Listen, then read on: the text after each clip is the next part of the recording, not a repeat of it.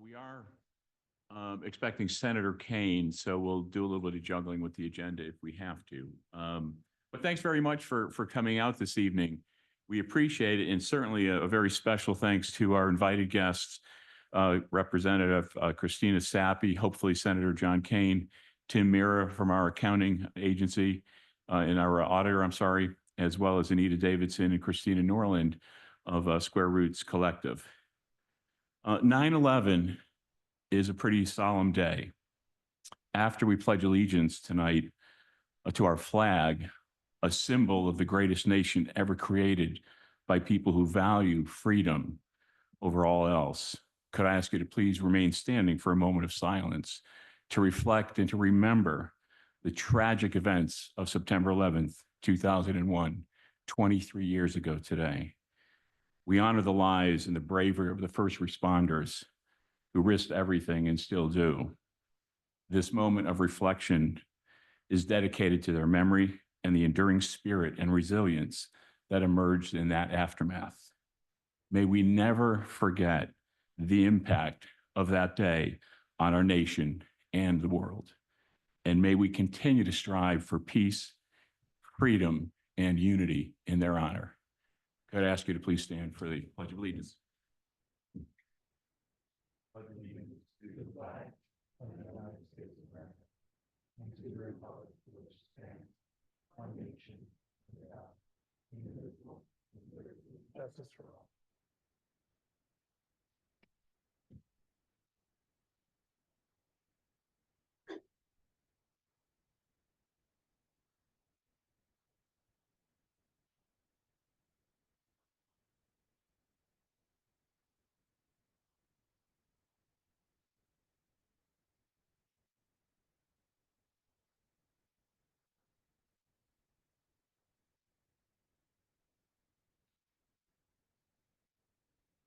Thank you very much. Just a minute, please. Apologies from Sam and Timothy, who could not be with us tonight, but we certainly do have a quorum. With that, could I ask for a motion to approve the agenda? Motion to approve. Is there a second? Second. And I'd ask the council to consider allowing me to juggle the agenda around to accommodate some of our speakers and one of the exercises that we have later on in the evening, if that's okay with the council. All those in favor? Aye. Aye. Any opposed? So the first order of business tonight is actually to recognize an institution first created by historic Kennett Square, now Kennett Collaborative, which celebrates the 25th year of the farmers market this week. And with that, we have a proclamation that the mayor would like to award. Could I ask Daniel and Roz to please come up?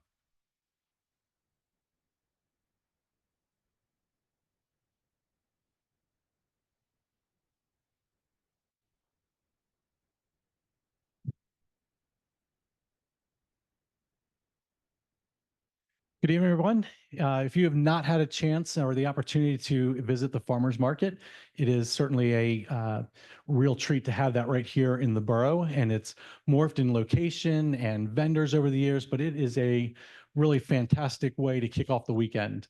I love it because you can get some fresh produce that you can enjoy throughout the weekend while we're home. And the vendors there are really fantastic. And it's great to not only have the opportunity to have local vendors there, but we're supporting those local businesses.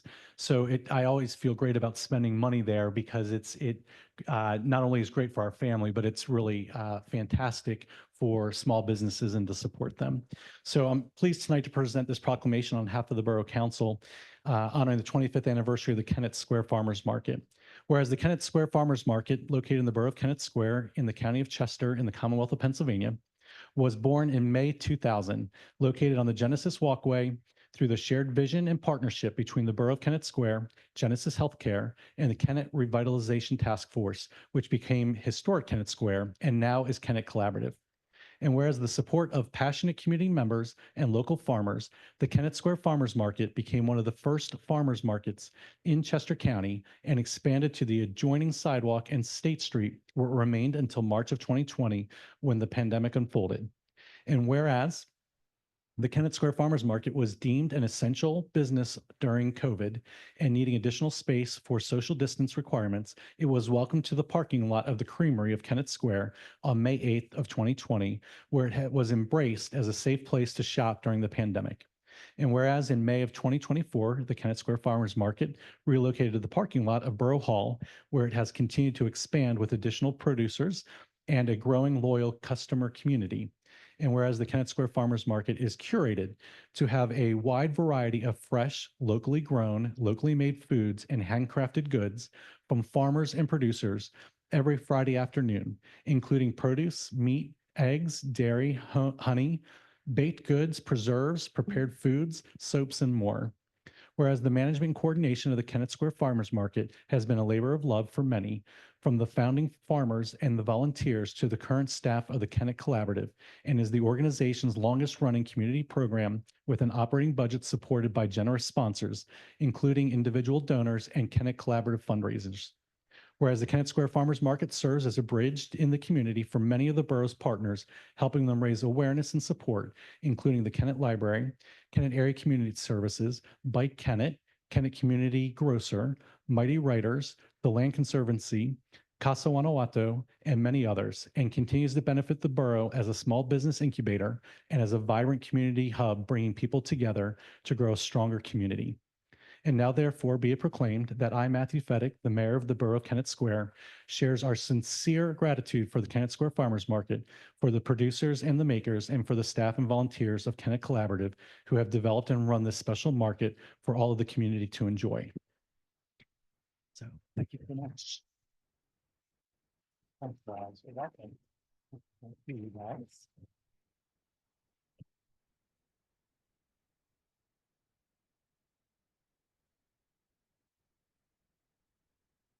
Thank you, Mr. Mayor. And again, feel free or try to join the farmers market this Friday from 3 to 6 right here in this parking lot.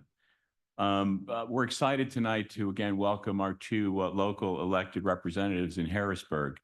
We're honored that they both were available and chose to join us this evening. Thank you both very much. We've asked them to generally talk sort of about 3 areas. You can say and speak about whatever you'd like, but we asked them to focus on what their legislative priorities are, how they support Kennett Square, and perhaps how we can help you in your job. And then third, to be open to questions from any of us that are here this evening. With that, I'd like to invite Representative Sappy to come up. Representative Sappy serves our area, which is the 158th district in Chester County. She sits on the Agricultural and Rural Affairs Committee. She's also the secretary for the Subcommittee on Arts and Entertainment and the Economic and Recreational Development Committee. She is the secretary of the Local Government Committee and sits on the Veteran Affairs and Emergency Preparedness Committees. How the heck are you here this evening to join us with those responsibilities? Representative Sappy's local office, most of you have probably seen, is just north up Route 82 on Unionville Road in the Willowdale Town Center, and her staff are there to help folks.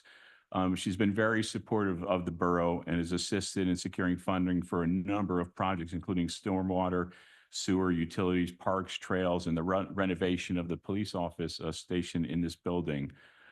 Thank you very, very much for that.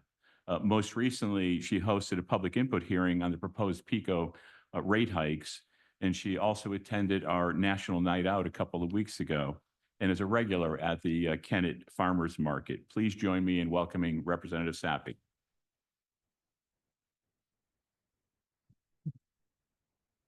So I don't want to have my back to you. Is it okay if I just kind of come over here? Yeah. You might get some back, sorry. But thank you all so much. It's great to be here. I do try to get to my municipalities at least once a term, and a legislative term is 2 years. So I make the rounds. You were talking about the committees I'm on. I'm not sure we hit local government. Did we hit local government? I'm also appointed to the Local Government Commission. So I'm a big local government nerd. by choice actually too. So that's something that's that you should all know. We work very closely with our municipalities and with our constituents throughout the 158th. And as we mentioned, our staff is in Unionville. I also have a staff person in Harrisburg. And so we spend some of our time here and most of our time actually here in the district and some of our time in Harrisburg when the House is in session. We'll be returning to session September 30th.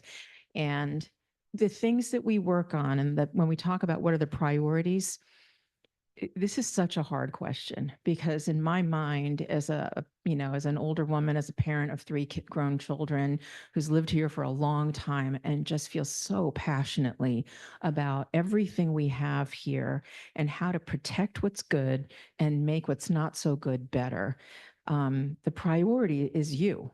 The priority is all of us and everything that we have here.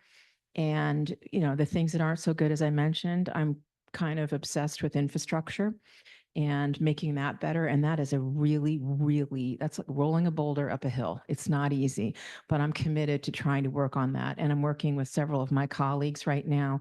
We've formed a Southeast task force because we believe that the Southeast region of Pennsylvania is particularly impacted by the way we fund PennDOT, the way we pay PennDOT workers, and our weather patterns. There are things that happen here in the Southeast, and we're the economic engine for the whole state.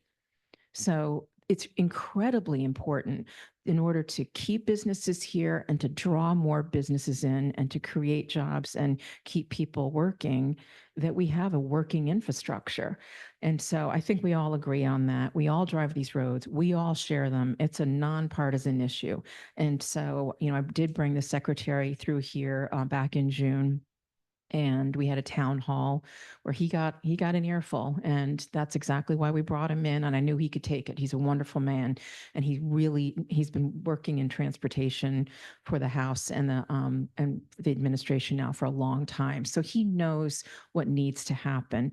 But my colleagues and I, again, back to this task force that we formed, are going to be having a policy hearing in Philadelphia next week, where we're going to raise a lot of the tough issues because we're paying everybody across the state the same amount to work at PennDOT. And clearly the cost of living is not the same across the state.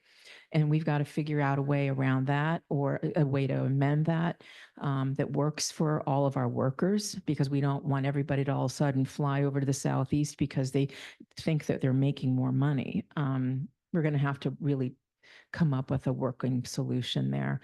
But in terms of like my priorities, again, it's like childcare for our working families. We got a tax credit done last year. That was half the problem. Now we need to make sure that our providers have what they need to pay their workers, because a lot of our childcare workers left after the pandemic. They weren't making enough money. And a lot of them are highly qualified to be caring for our children. Our military and our business community have told us over and over and over again how important early childhood education and a right start is to all of us and to our economy and to our communities. So we need a strong childcare system.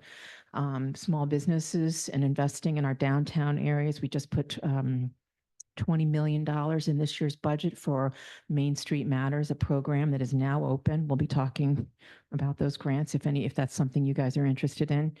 But also just, staying in touch with municipalities and updating codes that are outdated. We've been working on that in the commission, and that's like watching paint dry. So I'm not going to go into that with all of you tonight, but I'm happy to take your questions. And again, my staff is here. They've got a great team. I love my team, and I get rave reviews wherever I go because they work so hard for all of you. They love what they do. So thank you for having me, and happy to take questions. We're honored. Thank you. Questions from folks in the audience? Todd Alpiner, 251 North Broad Street. Thank you, Christina. I appreciate you representing us. Could you go into a little bit on how you're addressing the CWA and keeping that viable for us without that? CWA. Thank you so much for bringing that up. Boy, is that the elephant in the room, and I appreciate that. And my colleague, John, in the Senate, John Kane, will talk about that as well. We've introduced a lot of legislation to really attack this issue at every single angle. I've had legislation that would give ratepayers like yourselves a Bill of Rights. And that is something that may actually pass. That's not going to keep CWA from being sold, unfortunately. We've got legislation that would repeal Act 12, which is the enabling legislation that allows private water companies like PA American Water and Aqua to acquire municipal water authorities. So we've got that. They can acquire a municipal water authority without Act 12. So I'm not sure that's the solution. But we've got a piece of legislation on how these companies are evaluated and how that is, that's part of the problem too, is that we're evaluating water authorities improperly and making them easier to acquire, and how rates then go up for local ratepayers after an acquisition. So we mentioned the PICO hearing that we did here. Gosh, when was that? A month or so ago? Just a few weeks ago, we had one down in New Garden for CWA customers, and the PUC came to hear from them as well. And that was standing room only. People were turned away because of the fire marshal couldn't let them in. This is clearly a huge issue for all of us. And I can tell you that the receiver who announced that they want to form a new board, that's really not going to do anything but prolong this situation in the courts while we appeal and sue and go after each other. This is not going to fix anything. And we have all come out very strongly in favor of keeping CWA, which is a financially solvent, maintained water authority. And we really want to see you all keep that. This is, the city of Chester is not going to have their problem solved by taking this water authority and selling it to Aqua. So we really need to figure out how to deal with Chester. I mean, they're Pennsylvanians, and I care what happens to them, but I care more about what happens here. And I don't want to see yet another water authority, especially one that's been taken care of. That's usually the argument for acquisitions is, well, we didn't have the money to maintain it over the years, and this one has been. So stay tuned. I think there's a lot of people interested in this issue. Shouldn't say I think, I know. And some of us are looking to get a meeting with the governor on next steps, because this is like, where does it stop? Follow-up. Just brought it up. I was just wondering do you have a feeling where if Shapiro is ever going to make a one way or another on this, or is he going to keep his door closed on this? I think it's difficult for him, to be honest with you, to come out and say what he really thinks on this issue, because the issue, unfortunately, pits Pennsylvanians against each other. And as a governor, I think he's probably going to try to stay out of that. We need his help for sure. Representative, one of the issues that Kennett Square faces and other all municipalities for the most part is fire and EMS. The affordability of emergency services and fire coverage. We were part of the Kennett Area Fire Commission. We left that. We're now still receiving services basically from the commission through Longwood. They provide phenomenal service, great services. We just very, very much struggle, especially as a borough with our priorities, affording the services. Many of those sorts of services are going towards regionalization. What's the role of the state, and how does a borough like Kennett Square continue to provide great service, but at prices or costs that are reasonable? we need to be talking about this more regularly. I can tell you that. We've been talking about it in the Veterans and Emergency Preparedness Committee now for 6 years that I've been in. And I think you know the SR 6 report, Senate Resolution 6 was a report that studied what needed to happen in emergency response, particularly in fire and EMS. And they made a lot of recommendations, which we've tried to address. But this is huge. This expense, I cannot tell you. And I think all of you know that we have volunteer firefighting. We have very little paid firefighting out in outside of our major cities. So this is a huge thing that's going to fall to all of us. I don't see it any other way. What the state can do is to enact enabling legislation for either county, regional forces or something like that. We'd have to come up with something. And I think we're a commonwealth. We have 67 counties and over 2,500 municipalities. So it's not fair to, what works for Kennett Square may not work out in Tioga County or Adams County or out in Greene County on the Virginia border. So we have to really make sure that we're giving people options and not mandates, and then making funding available to help support that. So, but I think we have to start to think about this. And this is something you're going to be hearing from my office an awful lot about going forward is, we all prize open space. A lot of us have gotten behind resolutions, local, referendums to fund open space here in our county. If our house is on fire or a loved one needs an ambulance, we're going to have to take a look at how that happens. And I think we're all going to have to own a piece of that. And I'm being really direct with you, and that might not be popular, but I think we're all going to have to start thinking about how we handle emergency response in Pennsylvania. We're not going back. I mean, the volunteers just aren't there. So it's not working. Is there a way for the state to do more funding to help the local fire companies either in equipment or, are there grants out there? Are there places that we can go to get? Yes, the assistance fire funding? commission, the State Fire Commission has a fire commission grant program, which I can tell you every single fire company in the 158th is very, very diligent about applying for every single year.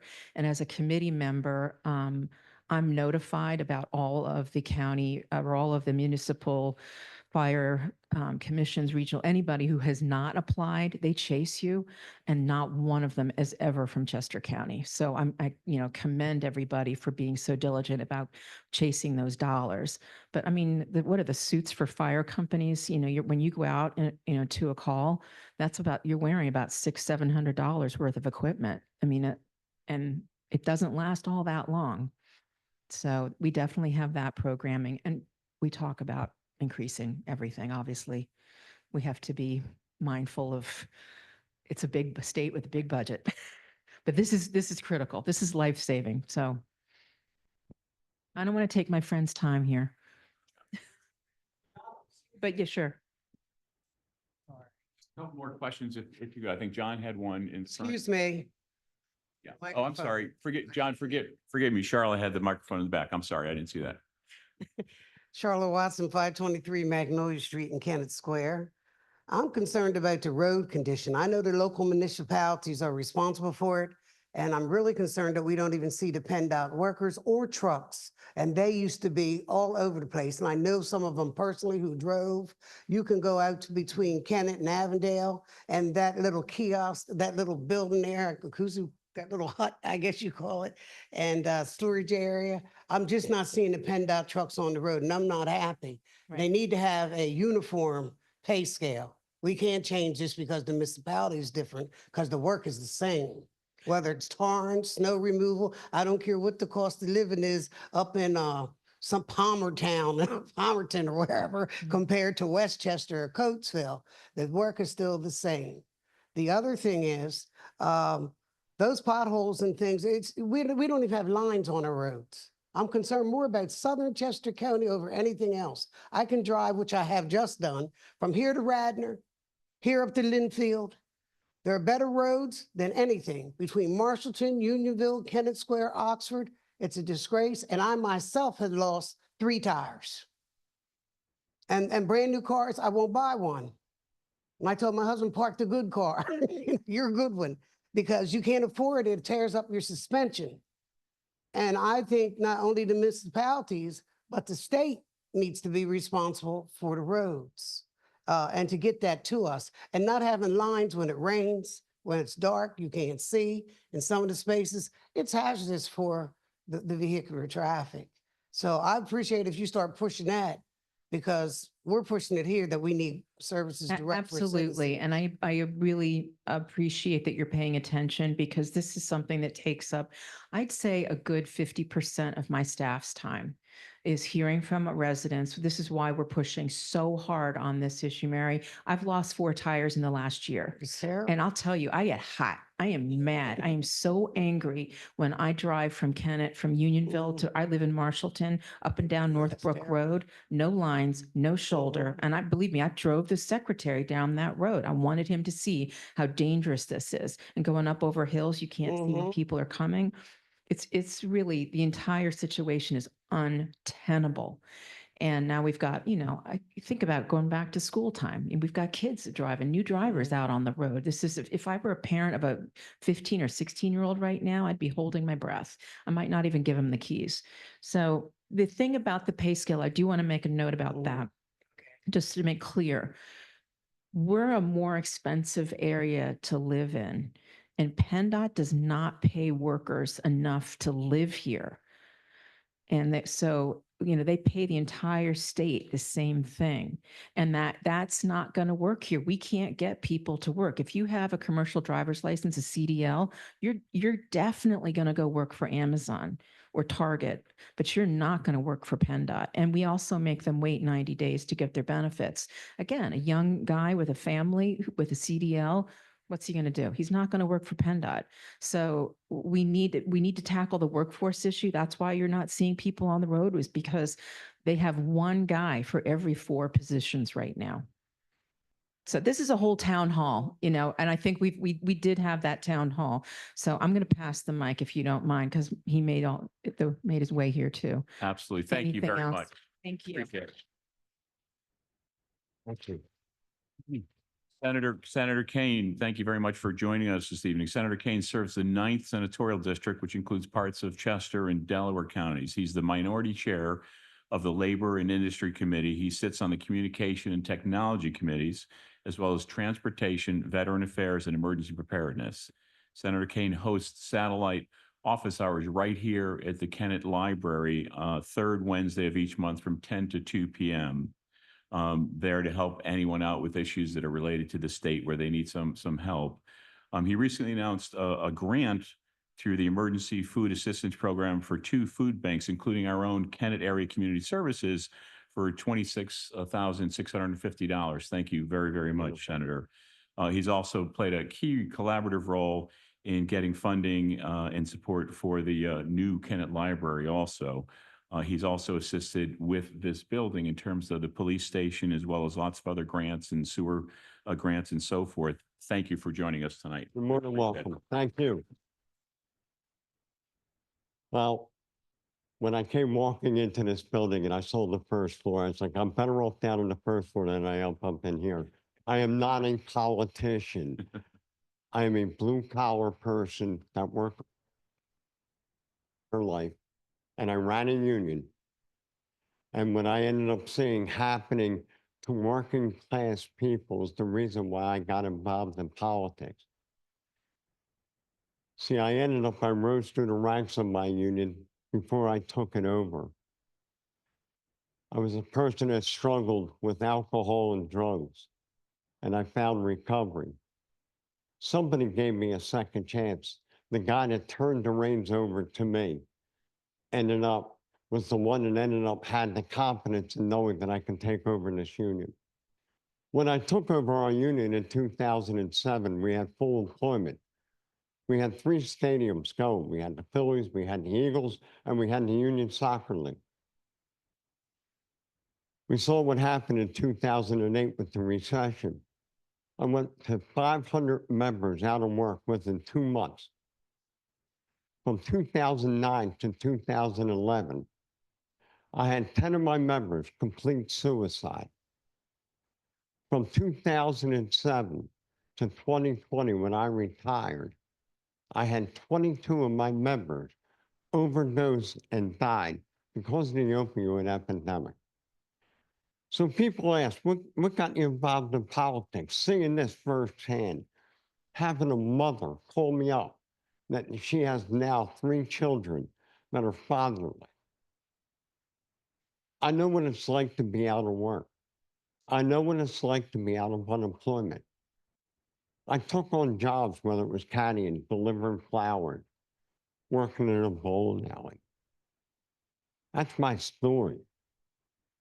That's the story they don't hear about up in Harrisburg. So when I got up into Harrisburg, when I won my election, which a lot of people didn't think I was going to be able to do, but we were successful. I go there and I tell them my story. And you may hear my talking, it sounds like I have a speech impediment. It's called dry mouth. See, I don't have any saliva glands. I'm a cancer survivor. And this Cinco de Mayo will be 10 years cancer-free. So when I got up into Harrisburg and I told my story, people like to hear stories like this because realistically, we need health care. If I didn't have the quality health care that I had from my union, I would have never have sought help because of my drug and alcohol addiction. I would have never gotten the help to go down to the University of Pennsylvania to receive the treatment that I was able to get. But I'm here. I'm a freshman. I'm still learning. I mean, Representative Sappy, she is a well-oiled machine. And I am glad to partner with people like that because they know all the answers. I'm just learning. But one thing I do know, I love people. I love partnering with people. I spent my entire career partnering. And when somebody comes and says, hey, we're thinking about building a library up the road here, what do you think about helping us out? Brand new. Why not? Let's do it. And my staff, just like Christine said, her staff's phenomenal. So's mine. They weren't able to help out. That's what it's all about. I don't have all the answers, but I'll get them. You know, when you hear about, fire companies, I tell them, look, you don't ask, you don't receive. That's where I can come in. Before I came in here, I told my chief of staff, and like, how much money can we bring back into my district? He goes, you can brag, $150 million. That's a hell of a lot of money in the entire district. And I'm dealing with the city of Chester. That's in federal receivership that wants to sell the Chester Water Authority. And I'll be damned if I'm going to allow that to happen. There's nobody that probably, oh, it's not happening under my watch. But I know the receiver is trying to come out with a game plan. He wants to keep it in public hands. I do know that. He doesn't want to see rates going up. He understands that. He knows they're union jobs. But we have to come up with some sort of a plan that's going to work. Whether it's a partnership with Aqua, I don't know. I don't like Aqua at all, but I'm willing to sit down and talk to them. We've been battling since day one. I'll probably go down in history battling to the day I die, but that's okay. I always tell them, there's no thing to get this way from backing up. I like a fight.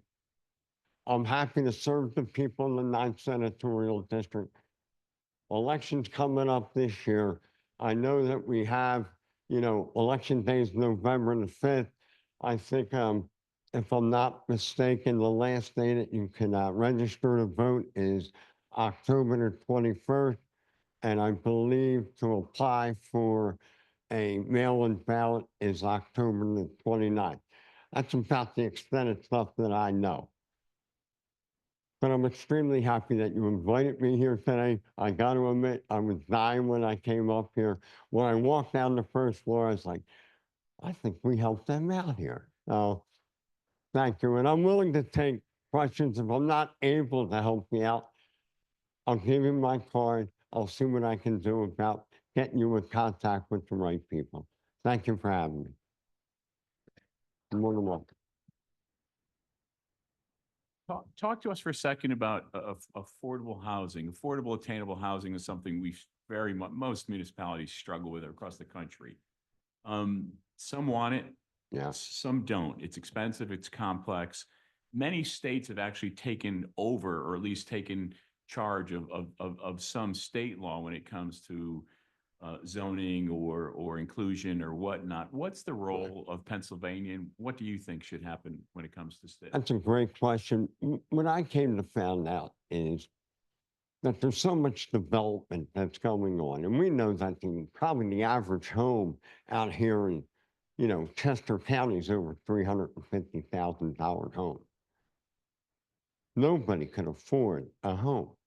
I got 4 kids, 3 daughters and a son. They're buying homes all the way out by Limerick. That's costing them $320,000. Or they're moving down towards Jersey, trying to find cheaper places. But I know what we're trying to do is trying to talk to the Home Builders Association, trying to see what we can do about affordable housing. Yeah, I know you're going to have your 500 and some or 800 or $1 million homes, but what about some of these affordable houses for people that aren't able to afford it? Unfortunately, they don't want to talk about it. They're all about making money. It's an extremely difficult topic. I don't know that answer, but I do know there are people, and you look at students getting out of college that have loans, that have a small family, that have childcare. That's a mortgage payment now. And there's people saying, well, grandmom and grandpa got to help out. I'll be damned. I want to raise another family. I already raised one. But this is what it's coming down to. I don't have the answer. And I don't think anybody's got that answer right now. City of Philadelphia, City of Chester. I mean, they're talking about the City of Chester developing it. There's a lot of land there, a lot of affordable homes, but they got no good school. Thank you. Sure. Rob, do you mind giving the microphone to John up in the front?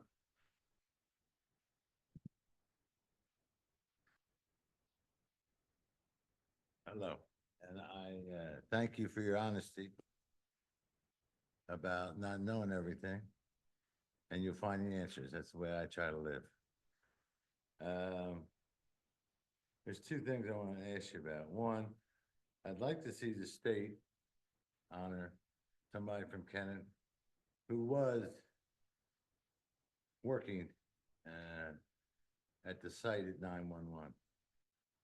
Who is dead now, has died of cancer. But he volunteered his time and run heavy equipment up there, and nobody seems to recognize him. And that's Tony Talmani, who was our fire chief for 40 years. Knew everybody, and he went up and he got cancer and he never asked why or where, or if he got it from there or got it from being a fireman, because he was fire equipment all those years. But I think he deserves some recognition, even if it's a citation that the borough has. Right. And I'd like to see that. Well, how about this? We'll make it happen. How's that sound? Well, that sounds, I don't know all the details. His family, you can talk to his sister, maybe All right. a couple of his kids and find out. But I know that Tony and I were very close, and I know he was up there. All right. We'll make He that happen for you. Worked like a dog up there and with all that stuff. I got you. The other thing is, what is Chester Water Authority worth? What's it worth? Yeah. If somebody would buy it, what would it? I thought, now, if you ask me, I think it was a low number. I think they were offering $400 million. To me, it's probably close to $1 billion. you know? So Chester accepts. what would they accept? I don't know that answer. How many municipalities are, Does the Chester Water Authority supply water too? I don't even know that answer. well, I always look at it and say, hey, let's borrow some money. Every municipality pay part of it. Right. And have a authority. It's owned by everybody that uses it. Then it's in the, you know, it's from Octorara to Chester. Yeah, Everybody uses it, who pays for it. Right. You keep the rates down, it's paying for itself, you have a committee of, some representatives from every county, every township, every town that it's involved, and they help pay for it every year. yeah. It'll pay for itself, I think, if you borrow the money and you got enough, equity. Well, the one thing about the Chester Water Authority is there's nothing wrong with this system. But when you talk to Aqua, they're gonna maintain that system. Well, I But- brought Aqua here 25 years ago when I was on Borough Council. They were here 10 minutes before I realized we didn't want them. Yeah. You know, they were here 10 minutes, and when they started talking big money and then Oh, yeah. talk about what happened, I said, nah, that's it. But I've had that experience with them. I don't trust them. I don't, you know, you're paying for everybody that they're doing everything everywhere else. And you're gonna cost you. Nice that township got $29 million. Yeah. What about the people? Yeah. You know, so, I'm just thinking maybe, everybody from Octorara up to Chester chips in or get some kind of, authority, and we own it. Right. Well, that's Thank the you. reason why I Thank you. want to keep it in public hands. And I also believe that the public should end up, I mean, I've been fighting for repealing Act 12 since day one. No, and For buying it. And so are we, and my thought is that the public should have a say in their own water authority or, you know, sanitary system. It's important because Aqua gets in there, we know what they did up the road here. They raised it up the rates like 150%. And you have a lot of senior citizens. Bucks for something, because they're gonna get it from all the people that own the properties, all the water that they get Yeah, from, so, yeah, we all know. it's a that. thought.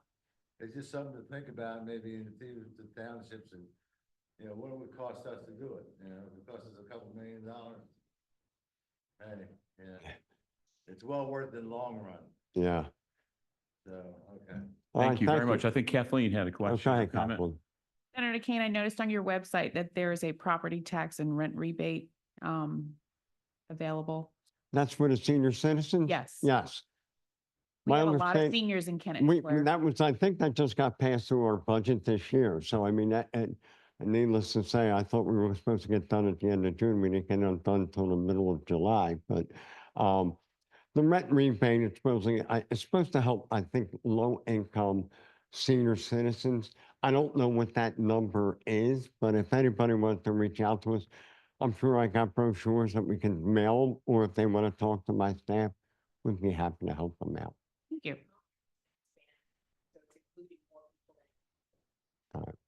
Great. Yes. Question back here. Thank you. My name's Lou Manella. I'm at 122 Fairthorn. Senator, you mentioned elections. It's really a question for both of you. As you know, Pennsylvania is a closed primary state, and I think there's legislation pending in both chambers to change that. And I just want to know if that would have your support. I'm quite honestly, I don't know that piece of legislation. Christine, I don't know if you want to talk on that? Co-sponsored that legislation. Co-sponsor of open primaries. We're denying people the access to vote in Pennsylvania. And a lot of people come to Pennsylvania because they want to be closer to their children and grandchildren. So they're coming from states where they have access to vote in an open primary, and they're scratching their head. So now, whether can we get this done is another story, but we're trying. Any other questions?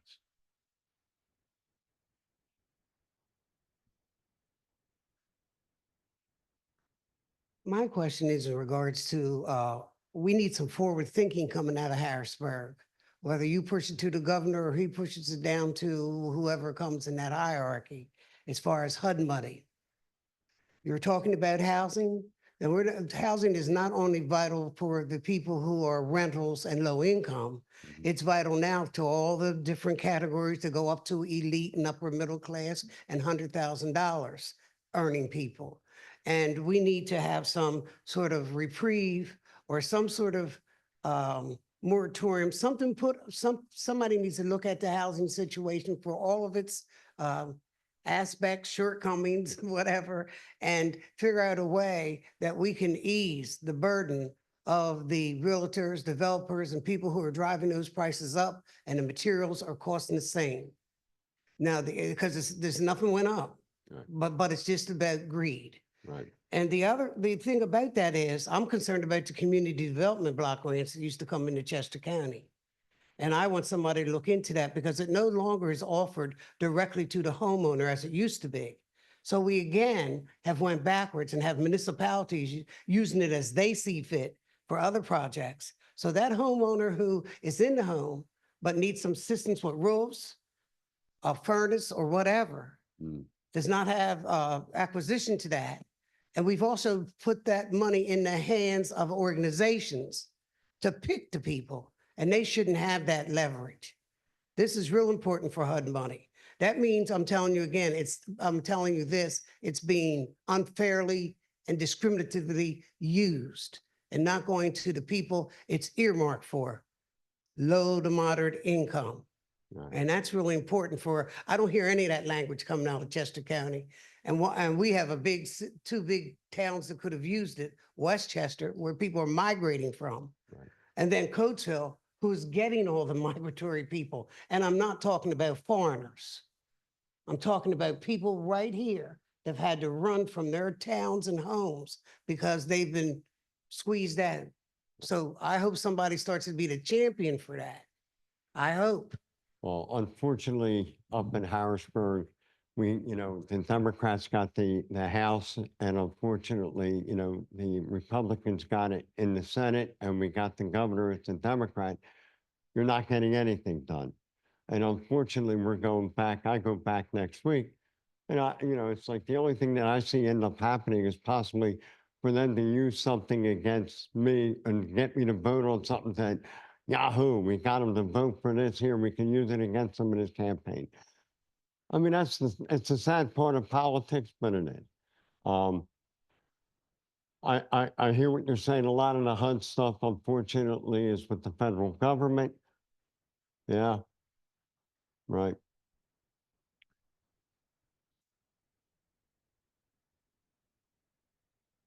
Right. Right. Well, I think you're pretty successful with, people that are willing to listen.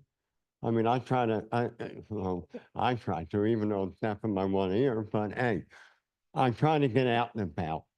And I always say, if you don't ask, you're not going to receive. So you're asking me for help. I'll see what I can end up doing. And of course, with Christine, we'll work together. Okay? It's my promise. Thank you. One last question or comment from the mayor? Uh-oh. No, I'll make it easy. I want to thank you both for coming this evening. In my role, I get the opportunity to work with both of you quite frequently. And I just want the public to know, or folks that don't get to interact with them, that their office is very responsive. They are fantastic at sending out grant opportunities. They flood our inboxes when grant opportunities arise. They answer the call when we pick up the phone and say, hey, we need your help with something. I can't think of a major project in the last several years that that both of you weren't instrumental in helping and being a part of. So thank you for your help and commitment to Kennett Square. We really appreciate it. You're more than welcome. And for taking part of your evening away from your family and home to be with us. Thank you both No very much. problem.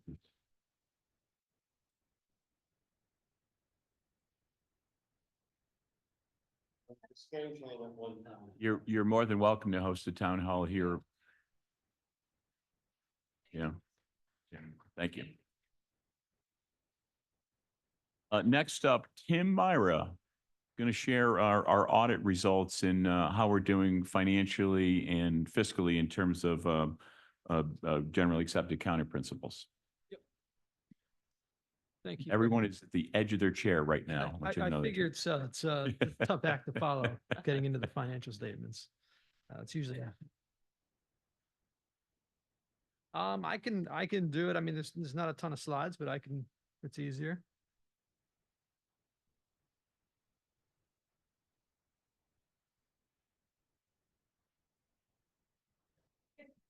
Thank you. Okay, my name is Tim Muir. I'm a partner with ZA, Zelnkowski Axelrod, but it's quite the tongue twister, so we just keep it short and sweet and keep it at ZA.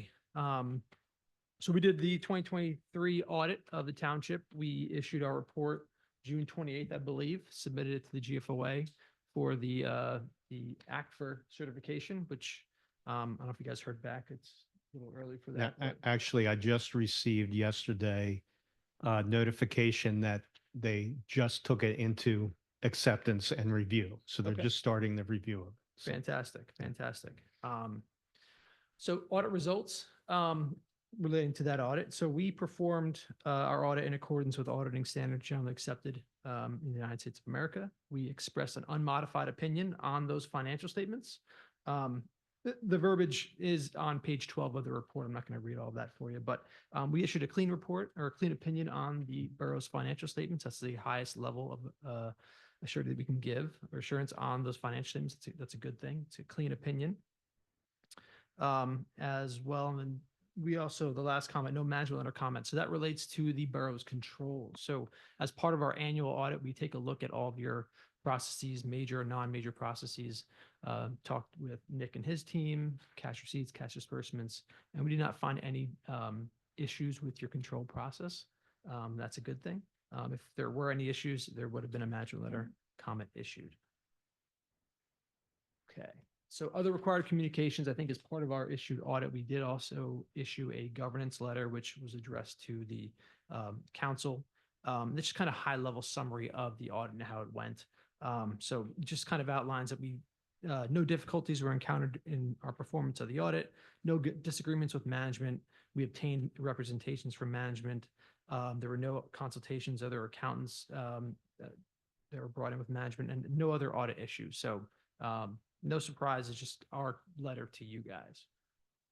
So just some financial results, talking high level about the borough's financial statements. So your governmental activities, this is your full accrual financial statements for your governmental funds. The borough ended the year with a net position of $10.5 million. This is an increase of $1.4 million from the prior year. The $10.5 million is comprised of net investment in capital assets of $7.2 million, a restricted net position of $2.1 million, and unrestricted net position of $1.2 million. Now, just want to point out that restricted net position of $2.1 million is comprised of a $700,000 pension asset for your police pension funds, which is a very good thing. That means you guys don't have a liability. There was one for the non-uniform, but the police pension just goes to show the management of the investments and such. And we don't see that too often. And we at ZA we're all government, the county, municipality level. Not a ton of our clients, and we're all around the state, have pension assets. So that's a very good thing. $323,000 is comprised of future projects, $65,000 for road improvements, and $1 million for community development. That gets us to the $2.1 million. And unrestricted net position of $1.2 million, which essentially is the money that you guys can freely use. There's no restrictions to that. Governmental activities ended the year with total assets and deferred outflows of $24 million, which is up from 23 and 22. Total liabilities and deferred inflows ended the year at $13.6 million, which is down from $13.9 million in 2022. The year-over-year change, that increase of $1.4 million in the government activities is mainly driven. I know you guys had an increase in your millage rate from 22 to 23. So that drove a lot of the increase. And then there was also a sale of assets that occurred in 23 that also drove that $1.4 million change or increase. For your business type activities, so this is comprised of your water fund, sewer fund, parking fund, solid waste fund, your business type funds. So they ended the year with a net position of $14.9 million. This is an increase of $0.5 million from the prior year. That 14.9 is comprised of net investment in capital assets of $12.2 million and unrestricted funds of $2.7 million. Total assets and deferred outflows ended the year at $22.3 million, which is slightly down from $23.1 million in the prior year. And total liabilities and deferred inflows ended the year at $7.4 million, which is down from 22 at $8.6 million. So just to jump back, I did have some notes. So the information that I'm talking about here regarding to the governmental activities, this can be found in 29 and 30 of the borough's reports if you're looking to see where this information is being derived from, as well as the financial results for the business type activities is also on 29 and 30, but the disaggregation for those, the water, the sewer, the parking funds, that's also found on pages 35 and 37 with the cash flows on page 38. So now at the fund level, which is under the modified accrual basis of accounting, it doesn't include your long-term assets, your long-term liabilities like it does with the governmental activities that we talked 2 slides prior. So the governmental funds ended the year with a $3.7 million fund balance, which is an increase of, it should be $0.5 million. I had a mistype there, so I apologize. An increase of $0.5 million from the prior year.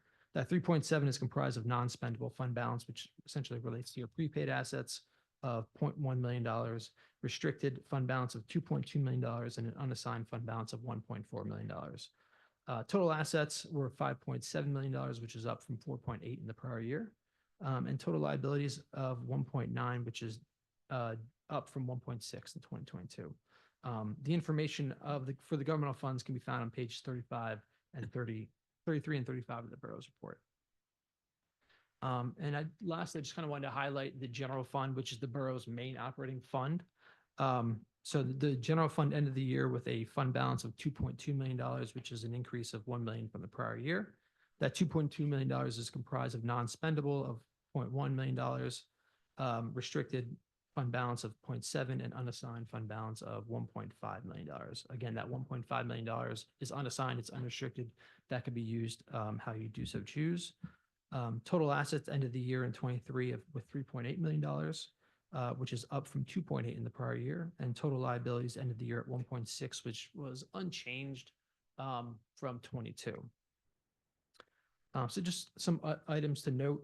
In footnote 1 of the report, we disclosed some accounting principles that were adopted in the borough's 2023 report, which is GASB 94, 96, and 99. The implementation of these standards had no impact on the borough's financial statements, but just kind of wanted to make you guys aware of that. And that can be found on page 46 of the report. Looking ahead, there's some other pending GASBs that are going to be implemented in the next several years. GASB 99, 100, 101 have an implementation date of 2024. So that's the borough's next year's financial statements, with 102 and 103 and 25 and 26 implementation dates. Some things to consider as well. I know in January of this year, you guys did issue GO notes, general obligation notes, series A and B of 24. So that's just like going to just, another wrinkle in next year's audit. It's not going to really change anything, but just something that will be disclosed. And then I guess the other big thing too, the possibility of a single audit, right? It's looking pretty likely that there's going to be a single audit, which is really just when an entity expends more than $750,000 in federal funds. I know you guys have roughly 651 at the end of 23. You guys had 651,000 of unearned ARPA funds, the American Rescue Plan funding. So those are all federal. They're required to be expended by the end of 24, December 26th of 24, I believe. Which I'm certain, I think you guys already expended those on, projects. So we're almost at that threshold of 750. So if you incur another 100,000 of federal funds, that puts you over that threshold. Not the end of the world. It's just a single audit, where we just kind of the auditor will come in and do compliance testing, and there's a separate report. It's painless. It's not bad. And given our experience with Nick and his team, your records have always been very clean and very great. So I don't really suspect that to be an issue. But it's just another thing to consider for 24, which, since there is an additional report with the single audit, it may just result in additional costs, but that's just an FYI. So. Thank you very I got. much. Tim, can you, do you know, is it a requirement for the council to accept and approve the audit formally in a vote? It's entity by entity. You know, I know that the report has already been issued June 28th. Right. Nick, I don't- I'm sorry, I missed the beginning of But that question. just, we wanted to clarify whether the council needed to accept and approve the audit as presented formally or not. You know, Andy? Haven't done it already. It's a good call. I don't know if you did it back in June when the report was issued. I believe we did. Okay. Yeah, we can move forward to the next meeting. Questions from council? Just a couple of brief ones, and I don't want to gloss over the comment you made about how accurate and professional and prepared the books are and clean, based on the work that Nick has done for the borough, and we very, very much appreciate that. Do you have a recommendation in terms of the level of reserves for the general fund? So actually, it was funny because I was looking at this while I was sitting here. Your unrestricted fund balance in the general fund is roughly 28% of your general fund expenditures. And that's pretty good. I'd have to look to see what GFOA recommends. I know it's not 25%, 28%. So that, I think that gives you guys some cushion in case some things were to happen on unplanned expenditures. But just when you look at your general fund expenditures, using that as a baseline, 28% in unrestricted. Now that, again, that doesn't include your restricted and, you know, your assigned or the other categories of the fund balance, so that you have already additional funds set aside. I think you guys are, in that sense, I think you guys are sitting all right, you know, at 28%. So there's not a general recommendation of X months or percent? It's less than 28. I'd have to look up GFO's website. I know they have If some you guidance can, out we'd there. certainly appreciate that in Absolutely, the I can- finance committee. Yeah. And then lastly, on page 15 of the report, it says the amount of outstanding direct debt per capita decreased from $2,953 to $2,778, or $175 less per capita. Sure. Is 2,778 good? How does that compare to other municipalities you work with? I don't know off the top of my head, to be honest with you. I'd have to look. We certainly have the data, just given the amount of municipalities that we audit. And if you don't mind, just would love Yeah. to see that from a finance committee standpoint. Yeah. And that was on what page? I'm sorry?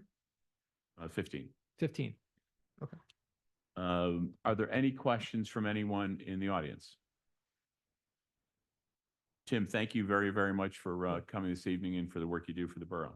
Absolutely. Thank you for having me. And thanks to Nick and his team for making it a pretty easy process for us. So thank you so Appreciate it. much. Thanks, and thanks, Nick. Thanks. Again, bouncing around the agenda just a little bit, we're going to go back to the work session portion and look at item number, consent agenda, all the items under consent agenda that we covered on Monday night.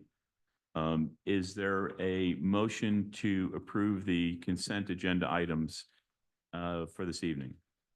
So moved. Thank you. Ellie, is there a second? I'll second. Thank you, Kathleen. Any discussion? All those in favor? Aye. Any opposed? Thank you very much.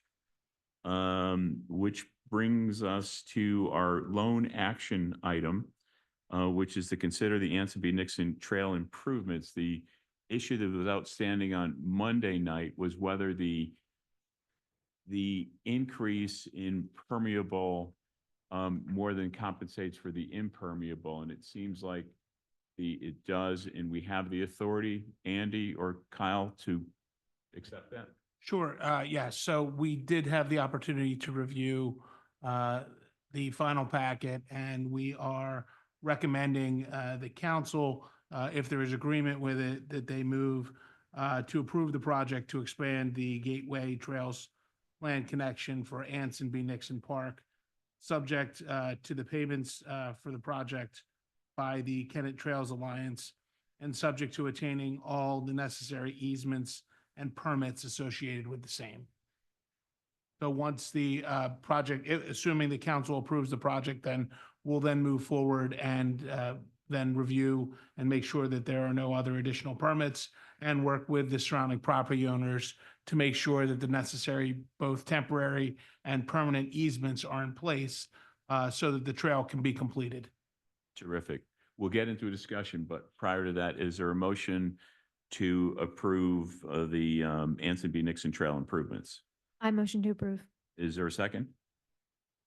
I'll second. Thank you. Discussion, council.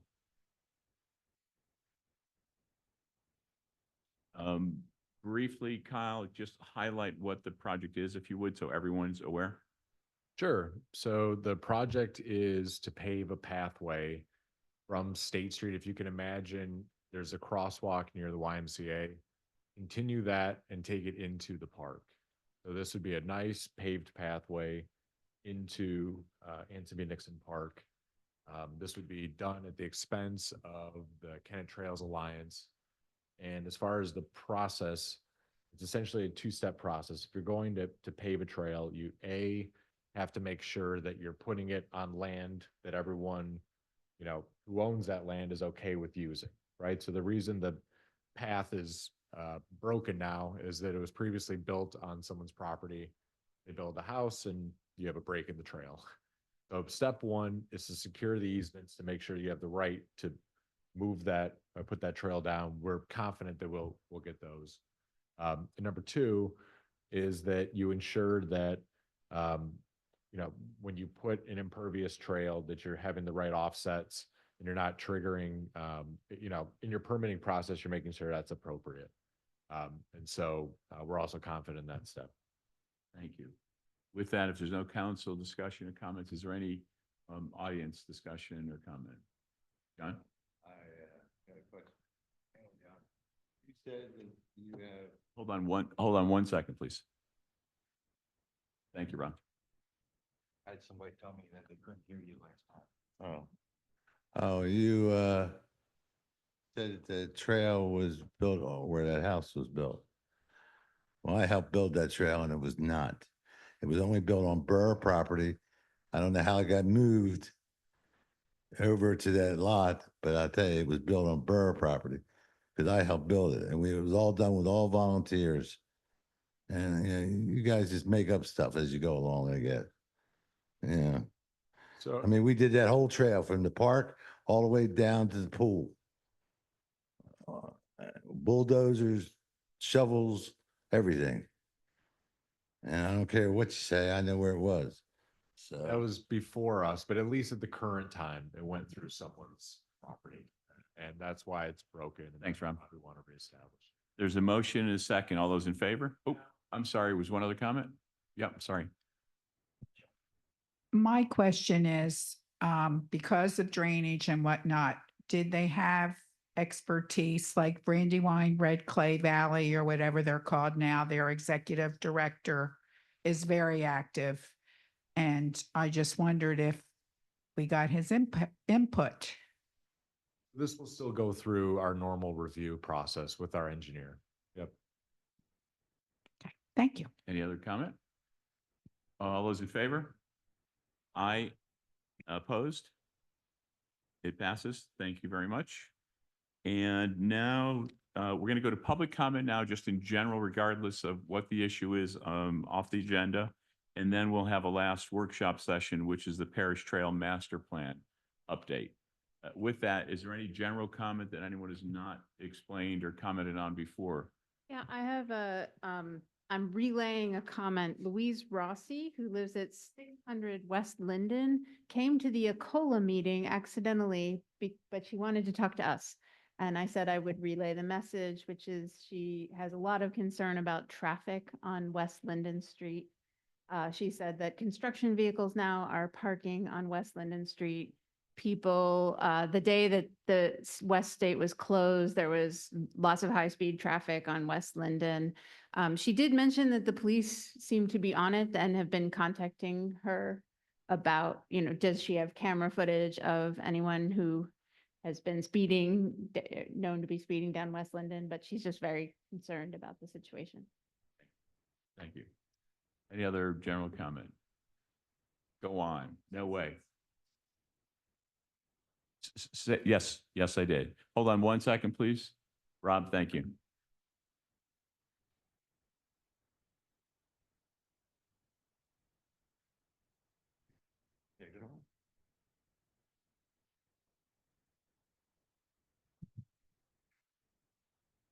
I think it's halfway rude sitting down too, because you can't see us. But the one thing I wanted to say is that Juan's here and he's a student and what do you want me to do? Oh. And he was our student rep, and I had a suggestion for our student reps from the future. I don't see a new one here. I think that we need to show the students what protocol is and to participate in all procedural things that you do. So instead of just abruptly ending the internship, I think that the new student should be ready to take the realms and the old one should be the person to swear them in. And I think that would be a great addition to what they need to learn and how they know they pass the baton. So I think that's one thing that's a good suggestion. And you were talking about West Linden Street, and I had a grave concern over that because when I come into town, I always come off the cemetery, we call the cemetery. And I make that right there at Linden. And it's kind of tough to make that right if somebody's coming at you anyhow, because it's a small street. I really don't see anybody speeding there because you can't. You really can't speed on West Linden. You can't speed in that block or the next one really good because there's cars on both sides. And you can't speed around the circle. But I have a concern because we have allowed the Friends Home to build to the rear setback in a way they shouldn't have been allowed to build. Because delivery trucks now are in that street. That's what she's talking about. Believe it, I come down there at least 3 or 4 times a day. Delivery trucks are now in that street. And I don't know who gave permission for them to build that tight to the rear setback because it should have never been approved. That's a place who's going to get medical supplies, food supplies, and they needed to have a place, if it wasn't a dock, they needed to have a way for where they would be to do, to do what they need to do. Now the chickens, so I don't use up all my 3 minutes or whatever. I called Kyle, and I want you to go back to 2020 and 2021 and read the newspaper articles of the Daily Local News, because it was a hot topic, and chickens are an epidemic in this town if you don't monitor them. And that's why we have the laws we have. 3 square foot per chicken, only 4, no roosters. And there's some other law. You'll see it right in the article because we really had a stressful, heated thing over chickens in this town. We cannot let one person be the exception because of the disagreement and discord we had in the past, because you can't make that germane to everybody. Thank you. John, I think you had a comment? Yeah, a couple things. One, who in the hell is watching over this apartment complex down on West State Street? What a mess that is. I'm telling you, that thing is such a mess. You can't drive either way. You can't get down Washington Street. You can't get down State Street. They pull out in front of you. They stand in the middle of the road. They don't give a damn about you, and they don't care. Who's watching these people and telling them they're tearing us apart? I had to go there today, and I had to go out the road there today, and I made a mistake. I thought I was going to go a different way, and it was all closed off. There was guys running through Eckerd Drugs parking lot that cut off Mill Road. Mill Road was cut off. I mean, it was a mess. I think the answer to your question is actually Public Works, the police, and our zoning officer. To tell these guys, hey, this has been a safety hazard, what it is. It's a mess, and they don't care. Yes. Hey, I used to be one of the people when I went through college. You're on a job and you don't care. You're just working. So I know you gotta be disciplined or you'll take advantage of it every time. And these guys are taking advantage of us. It does seem at times very, very distracting, that's for sure. Think about chicken too. Oh. I told you.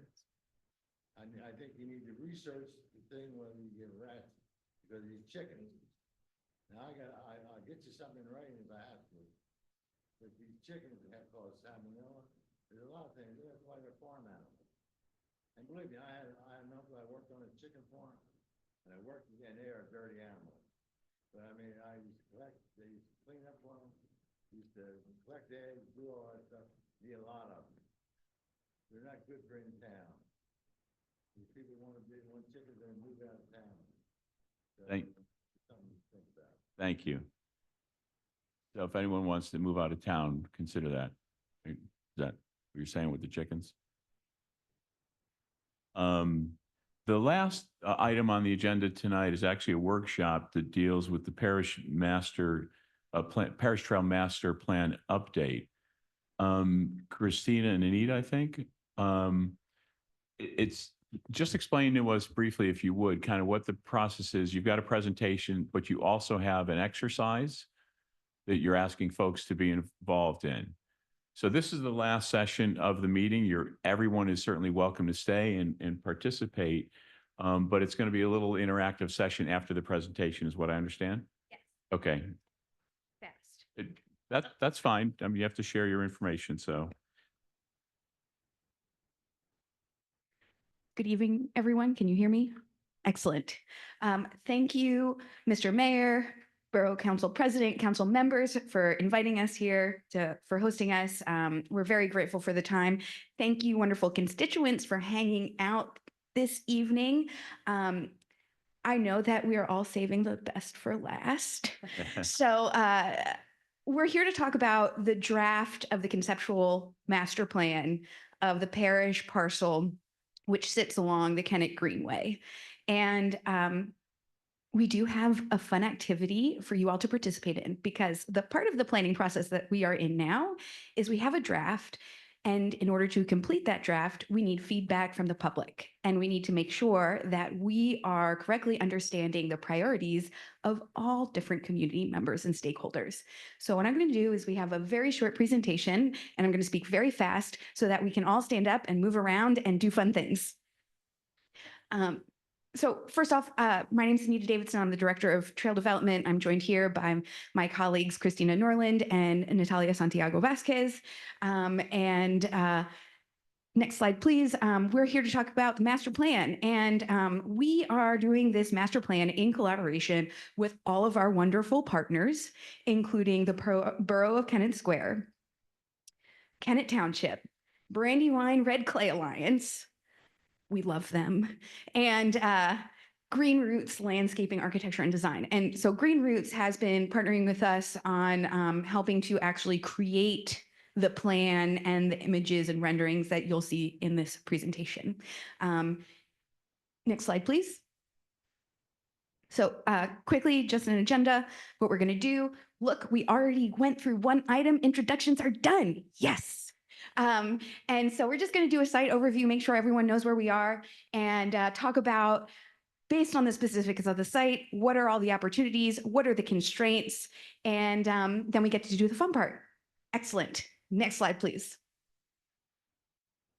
So here we are in beautiful southern Chester County, and I mentioned that this is a collaborative planning process because of its location. It's a mildly complicated situation. The parcel, the little less than 40 acre parcel, is in Kennett Township, but owned by the borough, and is bounded by West South Street to the north, Scarlet Road to the west, thank you, and Hillendale Road to the south, but also we have the west branch of the Red Clay Creek. And earlier this year, with the support of Brandywine Conservancy and the Kennett Trails Alliance, we were able to support the engineering and design of this section of creek restoration, which, great news, Brandywine Red Clay Alliance actually recently won a NIFWF, National Fish and Wildlife Foundation Award, to actually implement the engineering and design. And we're waiting to hear back on one more grant for the match, but that's very exciting that we're moving further past engineering design and closer to implementation of the restoration. And this is really why we needed the planning. We needed the master plan because we knew that the creek needed to be restored. We wanted to figure out how that would impact the alignment of the greenway. We also wanted to know all of the diverse needs of the diverse stakeholders of this parcel, including you all. So is everyone familiar with where we are, where this parcel is? It's just south of the Pennock Ball Fields. Everyone good on the location? Great. Next slide, please. I'm not going to spend too much time here, but I wanted to speak briefly about the demographics of the Kennett area. And here at the Kennett Trails Alliance, we aim to make every project that we're engaged with accessible and welcoming to all people, regardless of physical ability, regardless of where you come from, what your preferred mode of transportation is. And we have a beautifully diverse community, so we want to make sure everyone is welcome and everyone feels like they are part of this process. Next slide, please. Okay, so we talked about the people, very, very important, but also this 37-acre parcel is home to habitat for very important plants and animal species. There are a few different warblers that are endangered in the state, and they call this area home. Of course, we know the monarch butterfly, important both as a pollinator and as a cultural symbol, but also increasing the habitat for pollinators to help support the long-term sustainability of our food networks, which are a huge part of the Kennett area community. Next slide, thank you. All righty, so I mentioned habitat, and this 37-acre parcel it actually has many different environments. So there are woodlands, there are wet woodlands, there are meadows, there are wet meadows, there are wetlands, and there's an actual creek. And so I say all this because these are the types of things that determine what opportunities can exist and what things cannot. Next slide. Here are a few images of what those different environments look like. These photos were taken in late winter, early spring, and they just show the diverse landscape that is part of this beautiful, beautiful parcel. And we already have one amenity along this section of the Greenway, which is the Kennett Bike Park, which opened earlier this summer. Just wanted to call that out because it's very exciting. All righty, next slide, please. So we are moving fast along. Here, it's a very dense page, but I wanted to just briefly connect what we've identified as some of the opportunities that this land offers based on the physical and political constraints of the space. And so let's talk a little bit about opportunities. Next slide, please. So this is all in red.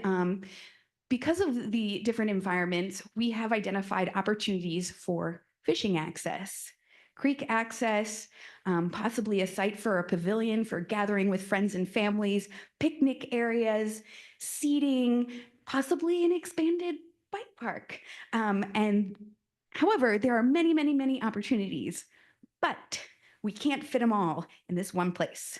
And this is why we are coming to you for help. So we're about to do a planning activity. I'm trying to go really fast because it's the end of the night. And I mentioned that we have some constraints, and the constraints are important to our planning activity because there is one rule. I mentioned that we can have a pavilion. Heavy infrastructure can't go in a wetland. So I know there's a lot of interest around a skate park, can't put it in a wetland. Same with fishing opportunities. It won't really work out if you put it away from the creek. So these are like the very interesting but important constraints that we need to consider when we think about what are all the opportunities that we have and what's important to us, but really what can the specifics of that geography support? We've gone through constraints, perfect.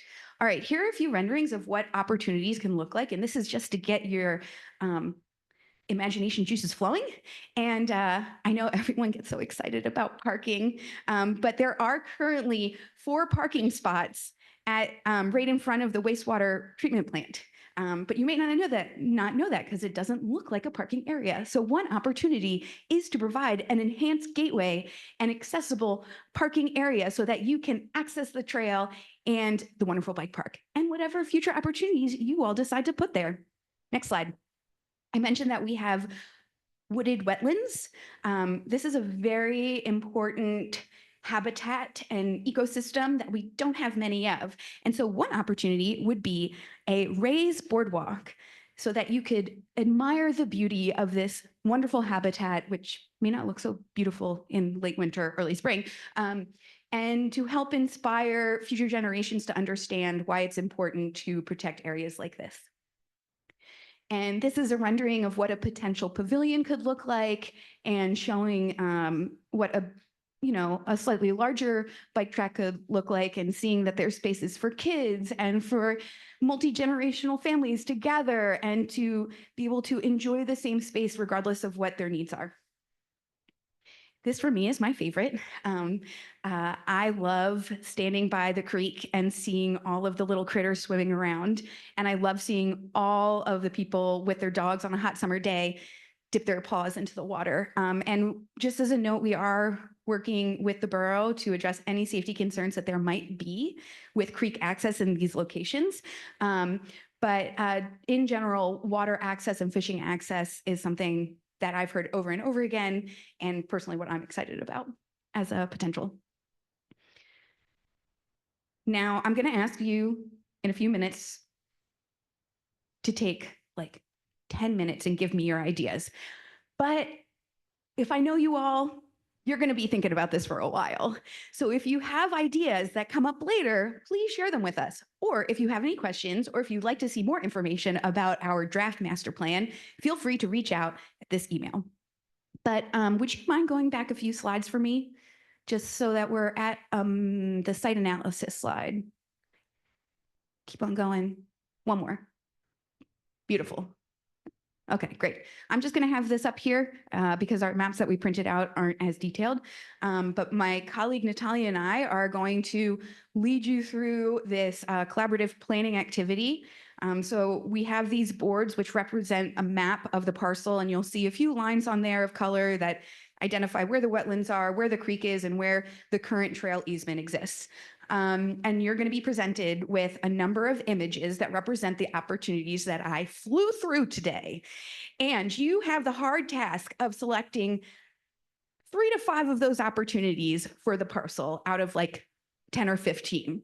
And we'll be taking pictures at the end of what your recommendations are. And we hope that you can select one person from your group to share what is most important to you as an opportunity, and why is it important in that space? Natalia, did I get everything? Yes. So can we have everybody, if you're willing to participate, come up? Sorry to the Zoom members. It's not interactive in Zoom. But if we can have you go along the easels and posters and get into groups of like 6 to 7 people, we're able to collaborate together. So if you're wanting to participate, please stand up and go down that way. Come on, it's fun. Oh, yes, please. This is your trail too.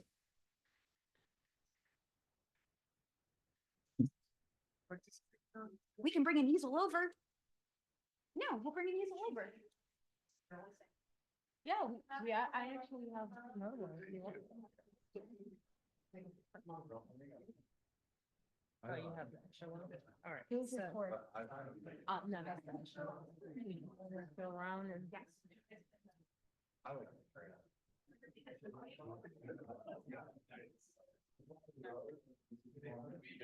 Everybody. I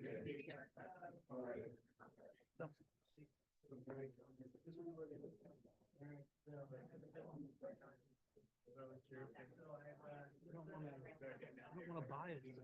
My community. I get.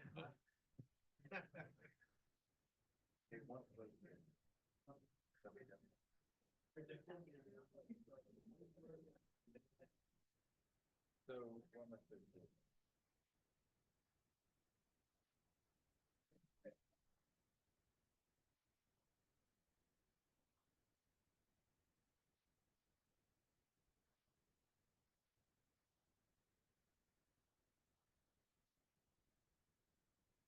Anytime that they, it's pretty cool. I always think something to build on. Yeah.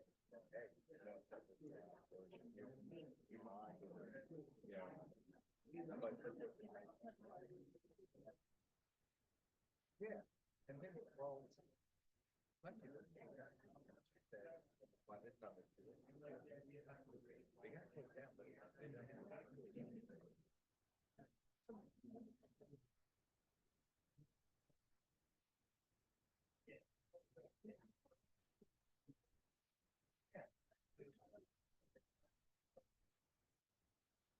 Yeah, they were supposed to have. If they do it again, open up the room. But.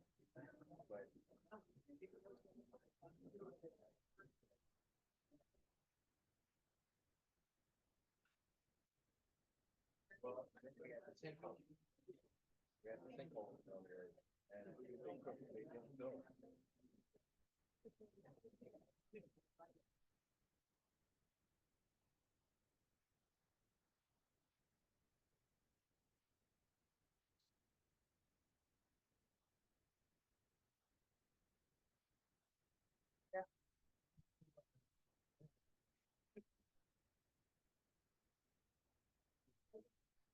Right up to the downtown.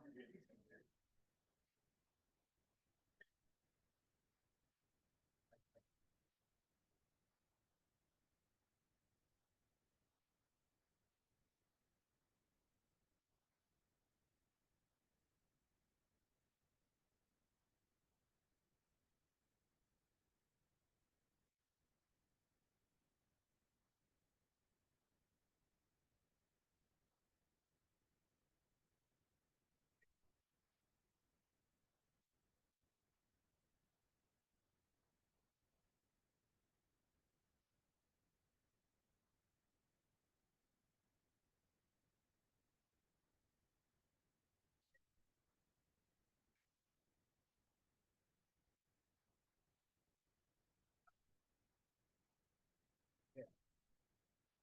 So. You know, I know. So I know what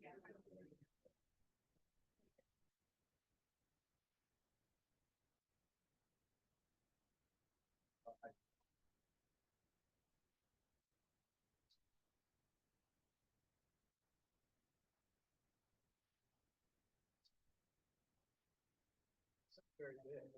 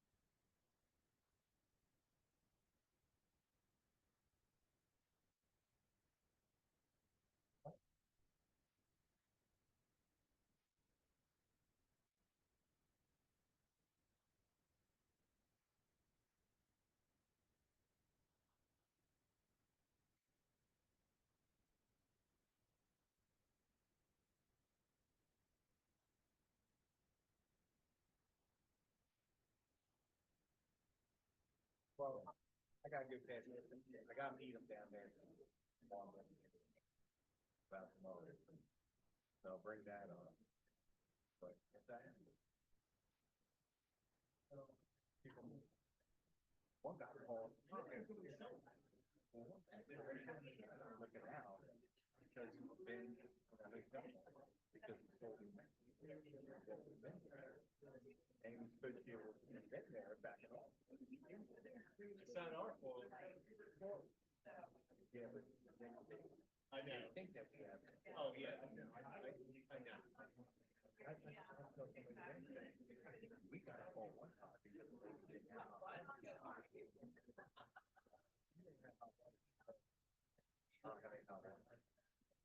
Lady back home, did she didn't have any hot water? Just people there who think that the birds are running. Yeah. I don't have any hot water. Okay. Well, the birds fly by hot water. No, we don't. We don't have steam plant. Well, how do I get my hot water? Well, mostly by the water. That's probably where it gets you.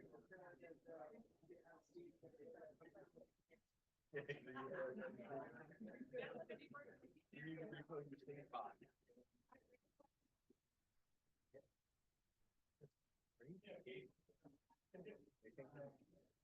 think that we have.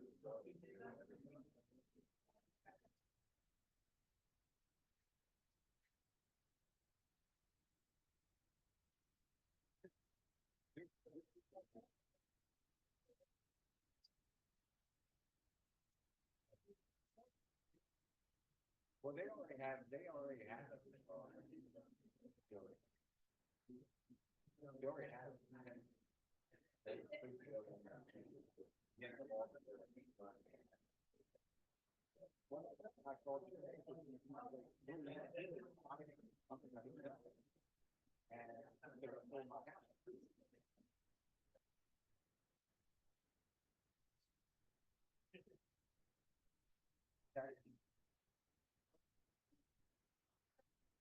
Yeah, yeah.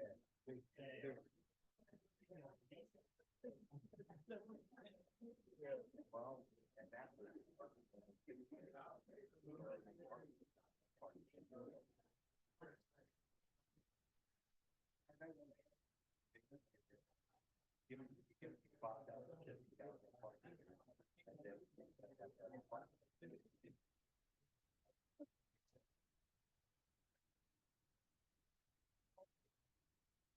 Yep.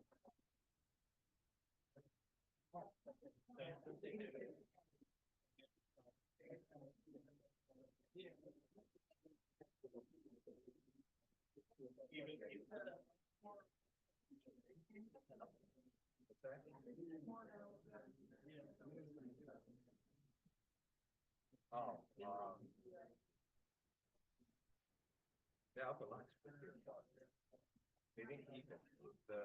These guys, but they had to do it. So that's where it's at, the party. It was actually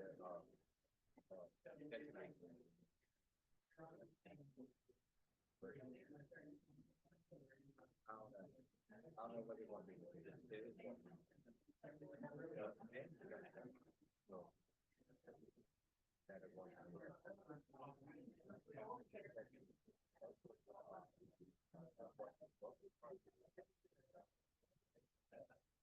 They're still working on it.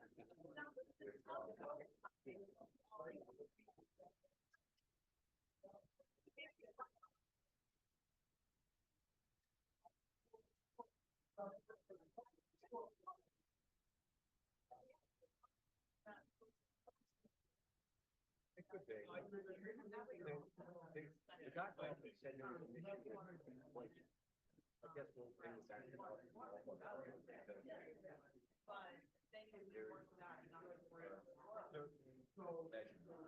For the perfect part.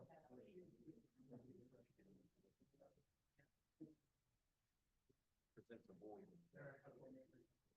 Thank you.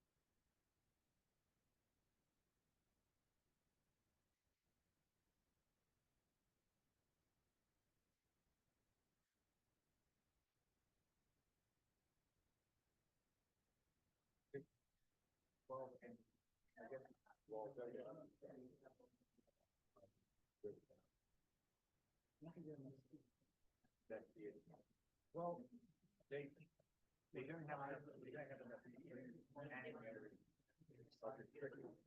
Yeah. I have either have okay, no one here and money. I don't know what it's going to be. But right.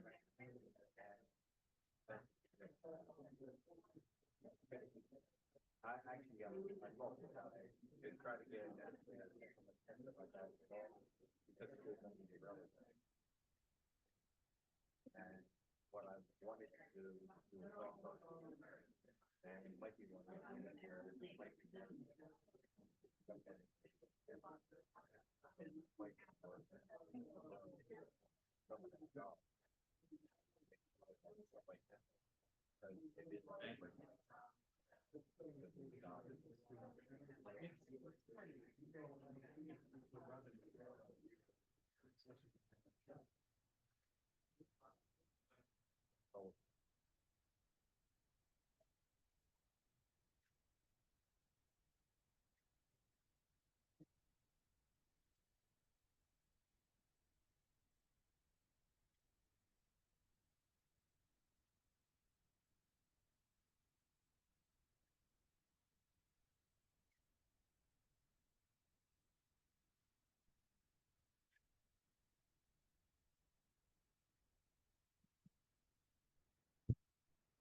Hello. Is everyone done planning? Has everyone answered all of the big questions? Attention. Attention. Thank you, guys. So what we're going to do is I am the game show host tonight. And so we're going to walk around to each group and we're going to hear from one representative about what was the number one priority and why that was a priority. Who wants to start? Oh, I get to pick. Great.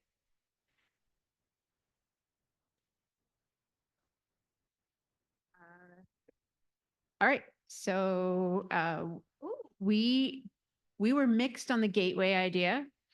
Some of us thought it should be a hidden treasure and some of us thought it should have a public presence. So we put the pet waste thing there for the gateway. we were thinking this area would be the water access area, so we put the fishing and this seating area. We put the piazza here, and we all like the pavilion, but we didn't know where to put it, so it's sitting in the road. It's the perfect place. And I think that's it. And so if you had to choose one thing that had to happen, what would it be? Me personally, Yeah. because we didn't discuss it in the group. I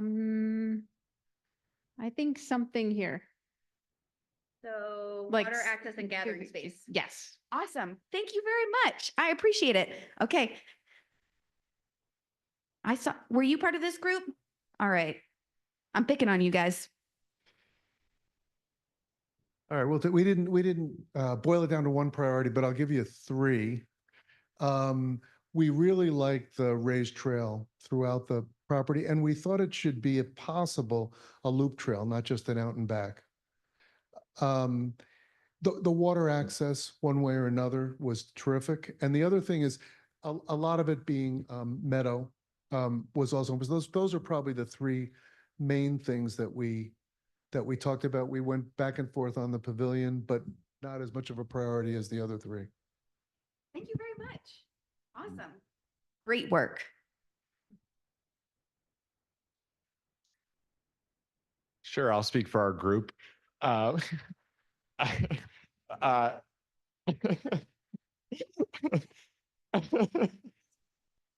So I think, and Bob was part of this group. It was not so I think Bob's favorite was the elevated path. We thought that was really cool. It'll help you sort of experience the nature, kind of walking through it. And for me, I really liked the open plaza kind of gathering space. I thought that was a cool idea. And I think we both really liked the sort of wildflower area that you've got at Longwood. To have that, I thought it would fit really well towards the entrance. So that's kind of setting up your expectations as you walk in. Thank you, Kyle. Thank you, Bob. Great job, everyone. Keep it moving. All right, guys. Well, for us, we felt the seating elements were really important. So we had them scattered out throughout the whole walk. But when you first come in, we felt like the having bike parking, having a water fountain, having the pet waste would be really important. But we agree, we did like the raised wood walkway. So we did feature that in the beginning because we want to draw people in, you know? That's all.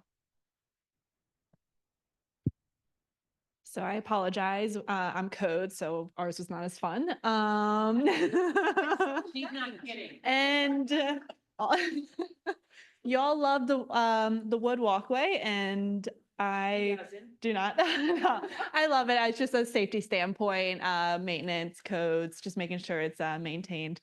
So that was our biggest focus, was safety and lighting, making sure it's the light pollution is low. They were talking about like solar lights along the walkway instead of large lights lighting up the whole park that possibly can go off at night.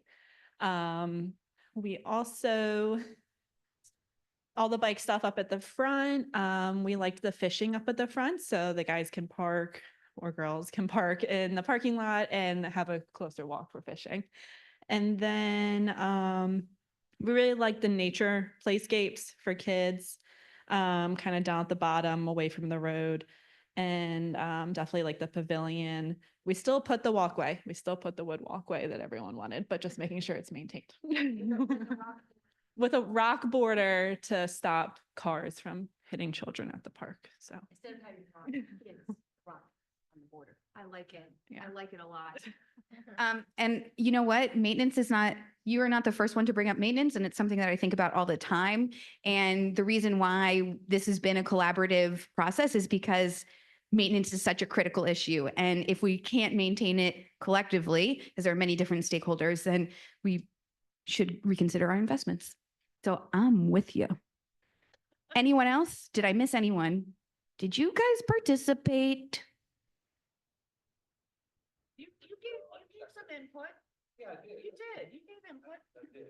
All right. Well, I'll see you at the next meeting. Thank you guys so much. I hope you enjoyed this planning activity, and thank you for spending the end of your evenings here sharing your feedback, and your voices really matter. So thank you. Enjoy your night. And a huge thank you to Square Roots Collective for all the support they do with the trail and making it happen in our area. Thank you very much. Anita, no more coffee for you tonight. None. Thanks, everyone. Good night.